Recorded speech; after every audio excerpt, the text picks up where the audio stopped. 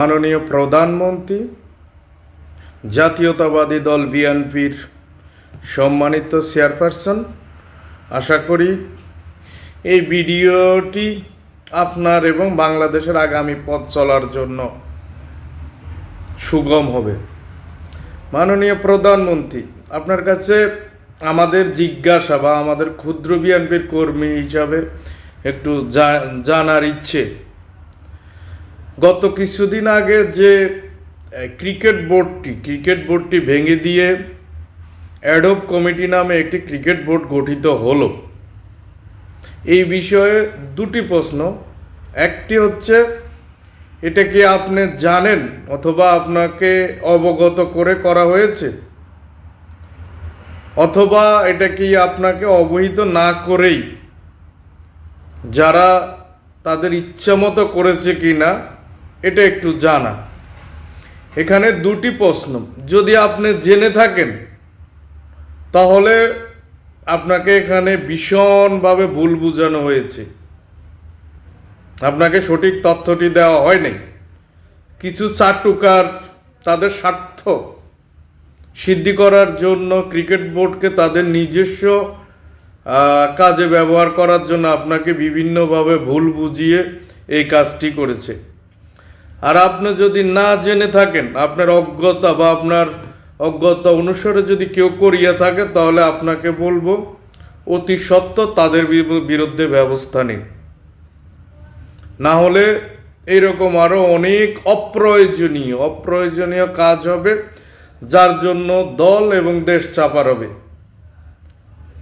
বাংলাদেশ জাতীয়তাবাদী দলের মাননীয় চেয়ারপারসন, আপনার উদ্দেশ্যে স্পষ্ট দুটি কথা এখানে আমি বলি।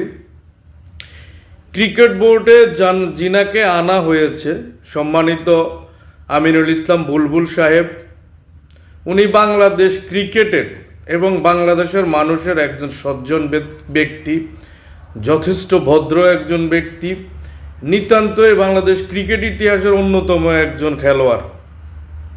বাংলাদেশ ক্রিকেট বোর্ডে যদি কোনো কারণে ওনার কারণে ক্রিকেট বোর্ড ক্ষতিগ্রস্ত হচ্ছিল, যদি আপনারা জানতেন বা ক্রিকেট মন্ত্রী যদি মনে করত, তাহলে এটা নিয়ে বসা যেত, এটাকে সুন্দরভাবে সমাধান করা যেত।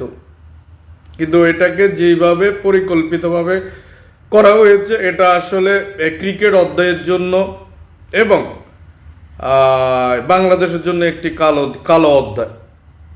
মাননীয় প্রধানমন্ত্রী, আপনাকে আরেকটু অবহিত করি, ক্রিকেট বোর্ডে জনাব আমিনুল ইসলাম থাকুক আর তামিম ইকবাল থাকুক, এতে যেমন দেশের কোনো ক্ষতি হওয়ার সুযোগ নেই, আর জাতীয়তাবাদী দল বিএনপিরও হওয়ার কোনো সুযোগ নেই।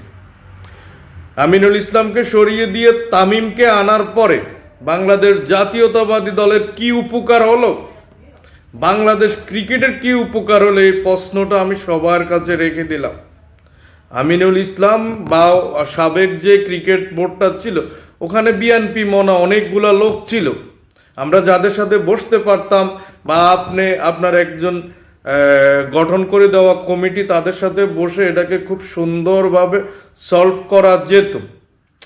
পক্ষান্তরে এখন হচ্ছে কি, কিছু মানুষের কিছু ভুল সিদ্ধান্তর কারণে বিএনপির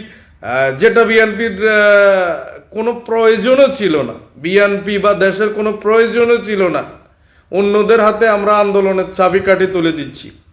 আপনার উদ্দেশ্যে একটি কথা বলি, এই যে সামগ্রিকভাবে যে কাজটা হয়েছে, এখানে 85% বিএনপির নেতাকর্মী অনেক বেশি মনক্ষুণ্ণ হয়েছে, মনে দুঃখ পেয়েছে, কষ্ট পেয়েছে। কেউ কথা বলছে, কেউ বলে না। কিন্তু পক্ষান্তরে জিনিসটা আসলে দেশের স্বার্থে যখন আসে, তখন দলের স্বার্থে আসে না।